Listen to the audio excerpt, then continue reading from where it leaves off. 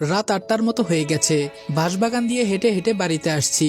হঠাৎ একটা মেয়ের কণ্ঠে আওয়াজ শুনলাম। শুনেই বোঝা যাচ্ছে এখানে যে কুকাম হচ্ছে।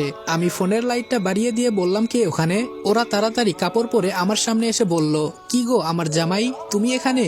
আমি বললাম, এই নষ্টা মেয়ে, তুই আমাকে জামাই বলবি না। মেয়েটা হলো মাহি, মেম্বারের মেয়ে। রাসেল বলল, ধুর ভাইয়া, 2 দিন পর এই জিনিস তো তুমি ব্যবহার করবা, আর একটু পরে আইতা তবে সমস্যা নেই, বাড়িতে গিয়ে কাজ সেরে ফেলবো। আমি বললাম, ছি, তোর মতো মেয়ের কোনো ইজ্জত নাই, শেষে কিনা চাচাতো ভাইয়ের সাথে। মাহি বলল, কয়েকদিন পর তো তোমার বাসায় চলে যাব, পরে তো আর ওদের মজা দিতে পারবো না, তাই একটু বেশি করে দিচ্ছি। কেন, তোমারও লাগবে নাকি? আমি বললাম, দূর হ আমার সামনে থেকে। রাগে আমার শরীর কাঁপছে, জোরে জোরে হাঁটতে লাগলাম। কি করব কিছুই বুঝতেছি না। ঈশা ঠিকই বলেছিল, মাহি খারাপ একটা মেয়ে, যার সাথে ইচ্ছে তার সাথেই। ছি। বাসায় আসার পর রুমে এসে শুয়ে আছি। ঈশা বলল, ভাইয়া ঘুমিয়ে গেছো? আমি বললাম, না, আয়। ঈশা বলল, ভাইয়া তুই মাহিকে বিয়ে করিস না, ও একটা খারাপ মেয়ে, আমার কথা বিশ্বাস কর ভাই। আমি বললাম, আমিও আজকে ওই সামনের বাঁশবাগানে ওর চাচাতো ভাইয়ের সাথে পাইছি, তুই সত্যি বলেছিলি।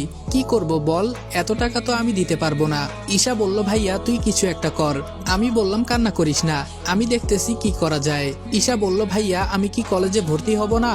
আমি বললাম, হবি তো, তুই চিন্তা করিস না, আর কয়েকটা দিন যাক, পরে আমি দেখতেছি।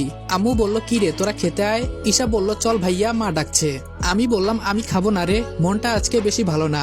ঈশা বলল, চল বলছি, আমি তোরে খাইয়ে দিব। আমি বললাম, না রে বোন, খাবো না।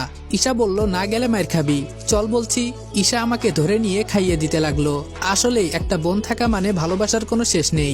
আম্মু হেসে বলল, দেখো ভাই বোনের কি ভালোবাসা। ঈশা বলল, আম্মু আসো, আজকে তোমাকেও খাইয়ে দেই। আম্মু বলল, না মা, তোরা খা। খাওয়া দাওয়া শেষ করে রুমে গিয়ে ঘুমিয়ে পড়লাম। সকালে মেম্বার কিছু মুরব্বি আর মিষ্টি নিয়ে এলো। মাহি আর আমার বিয়ের দিন তারিখ ঠিক করে মুরব্বিরা চলে গেল।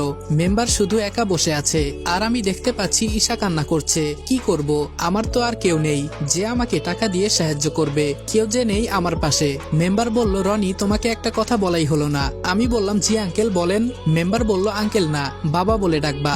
আমি বললাম, জি কি বলবেন বলেন। মেম্বার বলল, বিয়ের পর তোমাকে ঘর জামাই থাকতে হবে, এইটা আমার মেয়ে বলেছে, ও নাকি আমাকে ছাড়া থাকতে পারবে না। আমি বললাম, আপনাকে ছাড়া থাকতে পারবে না নাকি ডেট করা বয়ফ্রেন্ড ছাড়া থাকতে পারবে না, তা খুব ভালো করেই বুঝতে পারছি।